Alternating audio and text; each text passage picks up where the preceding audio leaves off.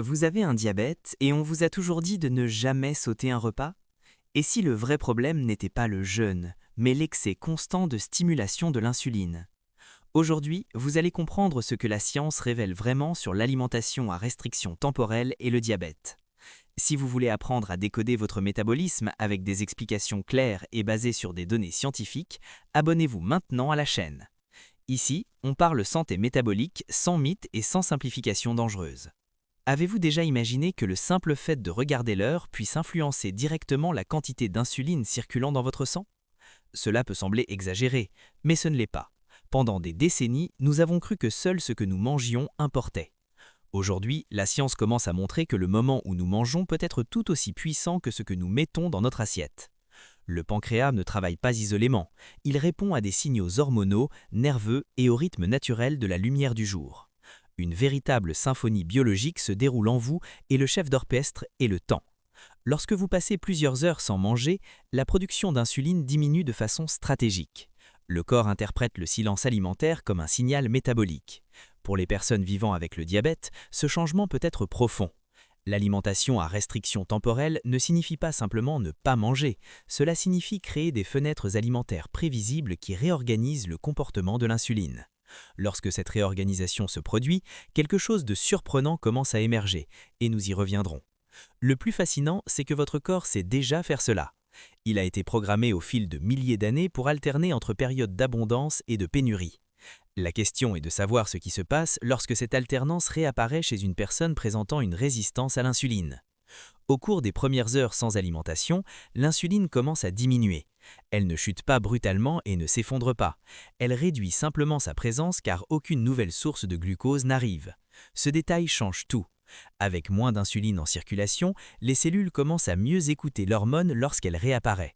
C'est comme réduire le bruit de fond pour mieux entendre un message important. Ce phénomène est lié à une amélioration temporaire de la sensibilité à l'insuline.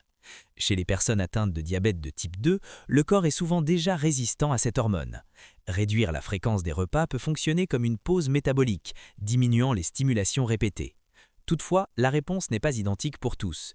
Il existe un moment précis, généralement après 12 à 16 heures, où le corps commence à modifier sa principale source d'énergie. Cette transition est silencieuse mais profondément transformative. Beaucoup de personnes pensent que le diabète se résume à une glycémie élevée. Ce n'est que le symptôme visible. Le véritable problème est une défaillance dans la communication entre l'insuline et les cellules. Imaginez essayer d'ouvrir une porte avec une clé qui fonctionnait parfaitement auparavant. La clé est toujours là, l'insuline est toujours produite, mais la serrure ne répond plus correctement.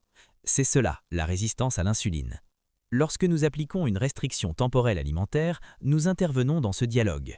Moins de stimulation constante signifie moins de pics répétés d'insuline. Moins de pics peuvent signifier moins de surcharge cellulaire. La grande question est de savoir si cette pause améliore réellement la communication à long terme ou si l'effet est seulement temporaire. Dès le réveil, la glycémie commence à augmenter légèrement, même sans manger. Cela s'explique par la libération de glucose par le foie sous l'effet des hormones matinales. L'insuline intervient alors pour maintenir l'équilibre. Si vous mangez plusieurs fois par jour, cette danse devient constante. Le glucose monte, l'insuline répond et le cycle se répète. Chez les personnes diabétiques, cette chorégraphie peut se dérégler. Le glucose peut rester élevé plus longtemps et l'insuline doit être produite en plus grande quantité. Limiter les horaires des repas modifie le rythme de cette danse et crée des périodes plus longues de silence hormonal. Chaque repas exige une réponse hormonale. Même de petites collations stimulent la libération d'insuline. Si ce processus se répète 5, 6 ou 7 fois par jour pendant des années, le pancréas fonctionne sans véritable pause. Les cellules sont constamment exposées au même signal. L'alimentation à restriction temporelle propose des périodes claires d'activité et de repos métabolique. Mais une question cruciale se pose. Est-ce sûr pour toutes les personnes diabétiques? Depuis quelques années, la restriction temporelle alimentaire a gagné en popularité. Mais au-delà des tendances, la science a commencé à examiner ses effets. Certaines études ont observé une réduction de la glycémie à jeun et une meilleure stabilité glycémique chez des personnes atteintes de diabète de type 2. L'explication repose sur une moindre exposition prolongée à l'insuline et davantage de temps passé à des niveaux basaux. Toutefois, les résultats varient selon les individus. Au début, le corps traverse une phase d'adaptation. La faim peut apparaître à des horaires inhabituels. Lorsque l'insuline reste plus basse plus longtemps, le corps commence à mobiliser ses réserves énergétiques. Chez les personnes atteintes de diabète de type 2, ce changement peut être bénéfique, réduire les pics glycémiques après les repas. Mais l'utilisation d'insuline ou de médicaments nécessite une surveillance attentive. Après environ 12 heures sans apport calorique significatif, les réserves de glycogène diminuent. Le corps augmente alors progressivement l'utilisation des acides gras comme source d'énergie. Des niveaux plus bas d'insuline facilitent l'accès aux réserves de graisse. Ce processus est graduel et silencieux. Certaines études cliniques ont montré une réduction modeste de l'hémoglobine glyquée après plusieurs semaines. Dans certains cas, les doses d'insuline ont pu être réduites sous supervision médicale. Des améliorations de la pression artérielle et du tour de taille ont également été observées, mais la prudence reste essentielle. Le foie joue un rôle central dans la régulation de la glycémie. Pendant le jeûne, il libère du glucose pour maintenir les fonctions vitales. Dans le diabète de type 2, ce mécanisme peut être déséquilibré. La restriction temporelle peut contribuer à une meilleure régulation hépatique. Réduire l'insuline ne signifie pas faiblesse immédiate. Le corps adapte simplement sa source d'énergie. Cette alternance peut améliorer la stabilité énergétique. L'important est de maintenir la glycémie dans des limites sûres. La graisse corporelle est une réserve d'énergie. Lorsque l'insuline est élevée en permanence, l'accès à cette réserve est limité. Des périodes prolongées avec une insuline plus basse favorisent la mobilisation des graisses. Ce processus est graduel. Les personnes utilisant de l'insuline ou des médicaments peuvent présenter un risque d'hypoglycémie. Les symptômes incluent vertige, transpiration et confusion.